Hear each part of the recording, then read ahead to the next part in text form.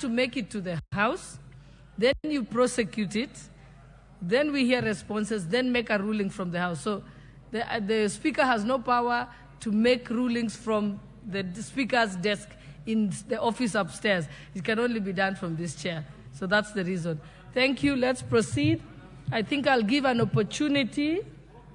What is your point of order? But we have already this matter is closed. Are you raising this issue? Yes, that's what I'm saying. I hope you are not prosecuting the same matter.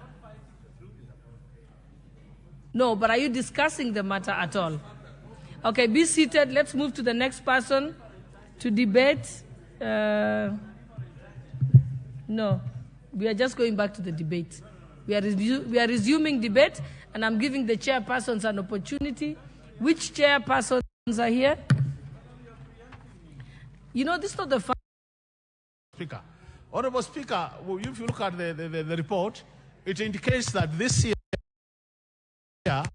the coming year, 24-25, political parties will be getting a total of 1.5 billion in terms of allocation to that fund. But, Honorable Speaker, it's also worth noting that this year, we had allocated 1.47 billion for that fund, which was reduced in supplementary one to about 600, reduction of over 800 million. So my plea would be that the money we have allocated for political parties, the coming financial year, Honorable Speaker, will not now be reduced during the supplementary estimates, so that at the end of the day, we are able to fund these political parties as required in the Constitution, because this is the only way we can grow our democracy, Honorable Speaker. Honorable Speaker, the other matter which I want to raise is the issue of, we have been budgeting as a House every year, but the issue is, how are we performing matters budget implementation, Honorable Speaker? Because, Honorable Speaker, it is not enough just to have the budget in our books. It is sufficient to have the budget implemented, so that once you have it in the books, we implement it, and as a result of that, then Kenyans can benefit out of the services and goods which will come as a result of implementing the budget. There we are having a serious challenge, Honorable Speaker, when it comes to budget implementation. And the main cause to that, Honorable Speaker, is the issue of the exchequer releases. You find that the money is in the books, but we are not able to provide exchequer releases to the MDAs. And on the basis of that, then, we have challenges implementing. And that's why you find that towards the end of the year, just as we did this morning, we are able to reduce the figures downwards to be accommodated within the budget, because we have not managed to raise enough revenue to fund the budget. And this is what I want to say. I want to agree with those who are saying, Honorable Speaker, that as Treasury is doing revenue projections, they need to be as realistic as possible.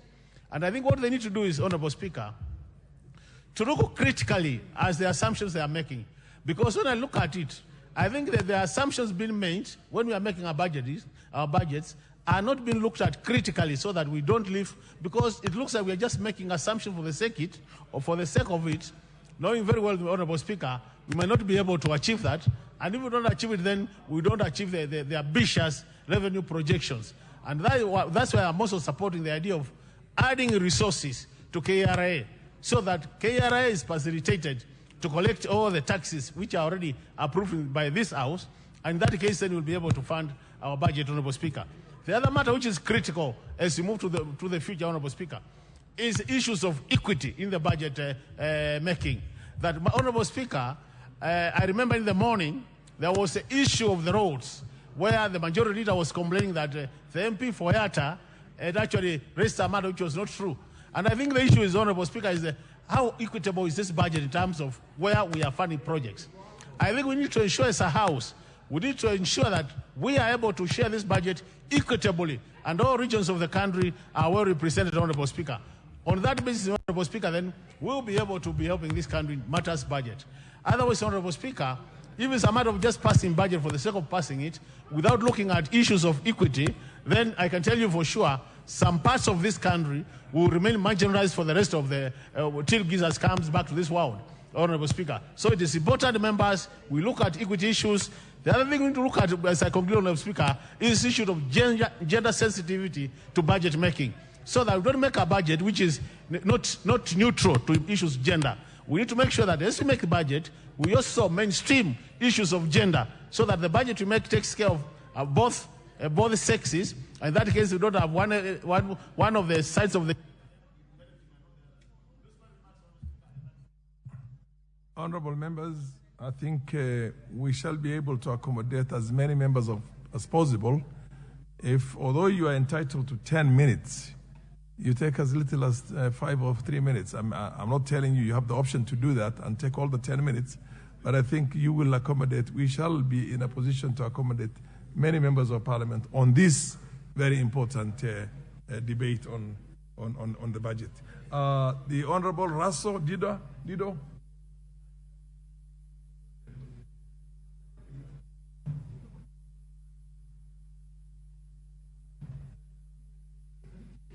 Let's give him the mic. Thank you very much, Honorable Speaker. Honorable Speaker, on the onset, I stand to support this budget, and I want to congratulate the formidable chair of the Budget and Appropriation Committee and the committee members. Honorable Speaker, this is the largest committee members in one committee. And for that reason, I think their purview of what they do or what is there in the budget in terms of equity, in terms of the spread of the budget, in terms of budget coverage, must be the best, and they must be on the spot in what they are doing. Honorable Speaker, I want to first start with the issue of security. Security is the anchor around which a government or a state exists. It is that instrument that allows the development within a country, because in the absence of security, then a lot of these good things we talk about will not be there. In this, I'm talking about the National Police Service, the Kenya Defense Forces, the Correctional Service, and the national government administrative officers in the field. These people perform the best for us. For this House to be able to sit today in the afternoon to discuss the budget is because this country is secure. For us to be on the roads, in the schools, in many places doing development or chores in our homes is because there is security. For that reason, we must continuously improve in their working environment, in their welfare and motivation to do the best in wherever they are working. Through modernization, that they must have the best equipment to be able to carry out their duties. In this, I'm talking about mobility, that there must be enough vehicles, enough protective vehicles, such as the APCs, and also firepower and force protection, that the individual that we send out in the field, that policeman who is chasing robbers down the alley, must be protected enough for him or her to feel secure. Honorable Speaker, in this, it is paramount that we must continuously build the human capacity of all these institutions so that the best country is livestock producing area. So with those remarks, I beg to support. The Honorable Catherine Omanyo. Thank you, Mr. Speaker. I am indeed immensely impressed with the budget because it has cut across every sector that is touching all Kenyans' lives. Looking into various departments, I have seen like devolved function, the county level. If all that has been channeled there will actually work. Every county will have or must have a running industry or factory. If we have that, the jobless youths that are 60% of this nation will be doing something for their livelihood, and that will improve the standards of living of this nation. Looking at the health, agriculture, I'm saying markets, roads, electricity, education. For example, if the markets will start being put in places where there is no electricity, then it should go like a complementary. When the markets are being installed or constructed, then electricity must be installed in the same area, running water at the same time, and toilets, because most markets in the rural areas, they suffer lacking these basic needs. Like after 6, everybody has to go, or they use lamps or candles to continue selling their products. On the agriculture side, I think this time they have thought well. I'm hoping that we'll have even extension officers at the grassroots, so that we don't have a problem like what we have witnessed this year, which has never happened since independence, of these issues of fake fertilizer and other miscalculated moves. I have also looked into the roads.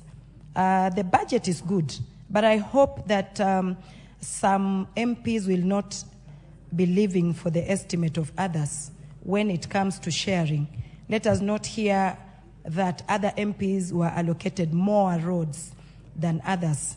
I hope equality and equity will be in play, and Kenya will continue growing together, because if we only have cities or towns that attract and not the rural areas, then it means that we will have other areas congested, and yet we should be thinking of decongesting the cities or towns.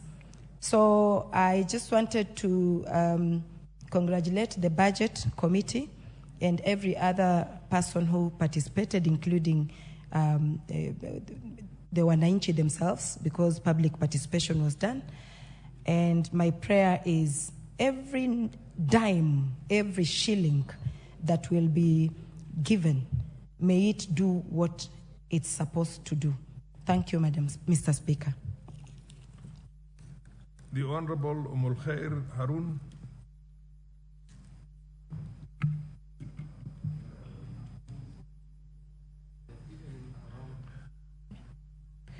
Thank you, Mr. Speaker.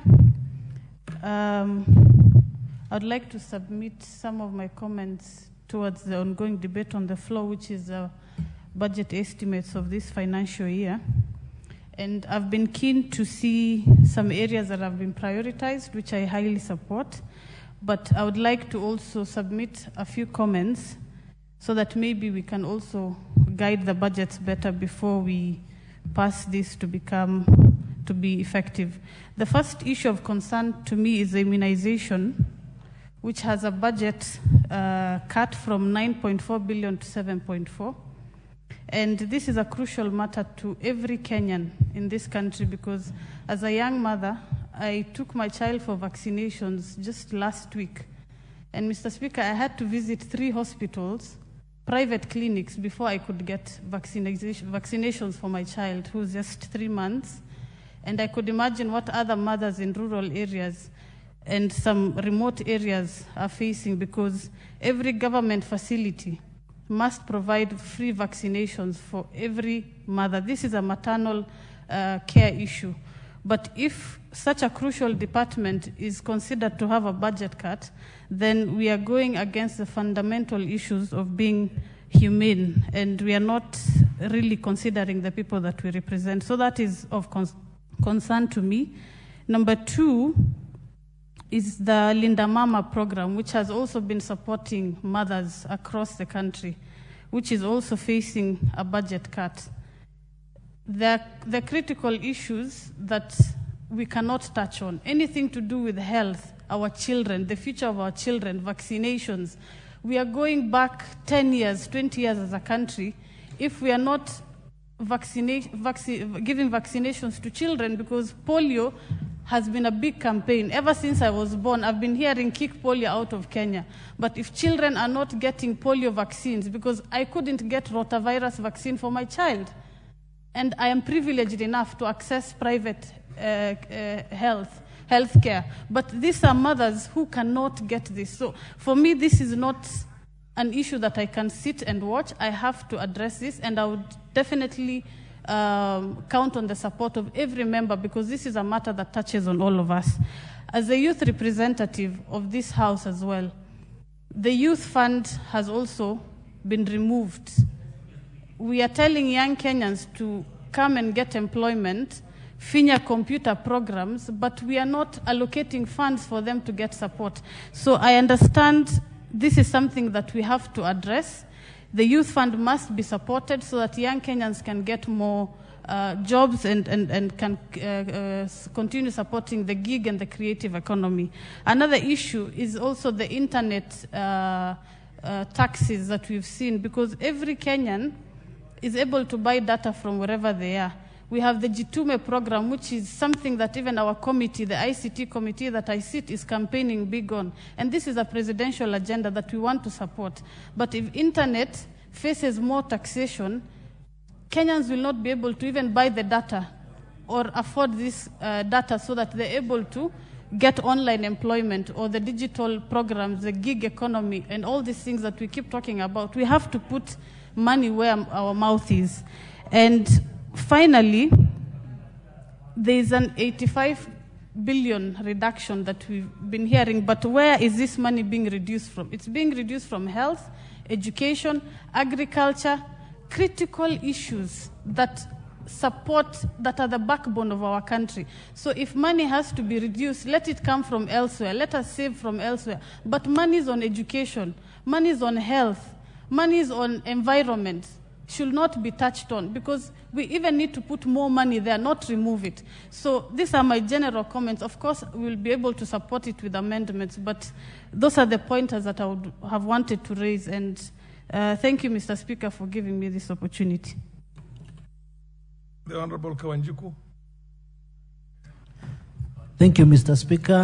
I take this opportunity also to support the Budget and Appropriation Committee for doing a good job, and more so to the Chair Budget, Honorable Dendi Nyoro. I'm also a member of the Budget Committee, and I know how tiresome it was to make sure that we have aligned things as per the Constitution. Mr. Speaker, this budget has been a good budget because we look at a number of issues that probably affect the common mwananchi, the people from different parts of our country. We tried as much as we can to balance and make sure that there is equity in terms of distribution of the national resources, of what we have as a country and what we have as a government. Mr. Speaker, we understand that there were rumors that we had removed money from the food feeding program for our primary and day school students. And Mr. Speaker, we want to confirm to this House that we return that money that is supposed to support our children, our public primary schools, especially from the areas that are affected by drought.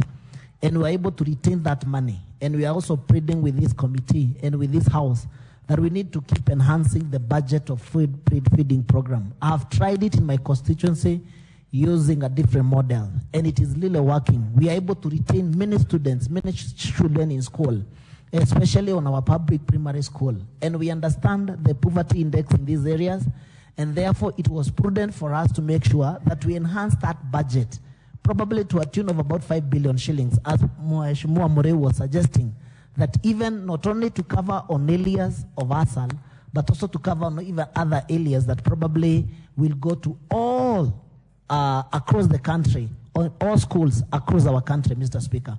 And therefore, in the next budget, I'm going to be very keen to support and enhance that budget so that we make sure, and we separate from the ministry and to the department that is supposed to be doing that, and make sure that we finance them, to make sure that we appropriate money to the NACONEC and give them an enough budget to enhance and make sure that they distribute this feeding program to all our day schools, because it will help us to retain a number of our schools, of our students in schools, Mr. Speaker. Also, on the issue of pending bills, Mr. Speaker, the issue of pending bills have become, such a huge elephant in this country, Mr. Speaker. These are Kenyans affected by their own governments. They supply the government, they supply the county government, and at the end of the day, they are not paid the money that they are supposed to be paid by this institution, Mr. Speaker. The issue of a pending bill came out clearly that we must do something as a house, we must do something as a government, we must do something as a country, because a number of people who are being auctioned day and night because of pending bills, there are so many, Mr. Speaker. And therefore, we are able to plan and to appropriate to a tune of about 20 billion shillings, whereby we're going to start paying off the pending bill, Mr. Speaker. And we are supporting a law, whether we're going to bring it to the floor of the House, and make sure that the first charge of every to ensure and even to force all the county government that they should start paying their pending bills. And if it is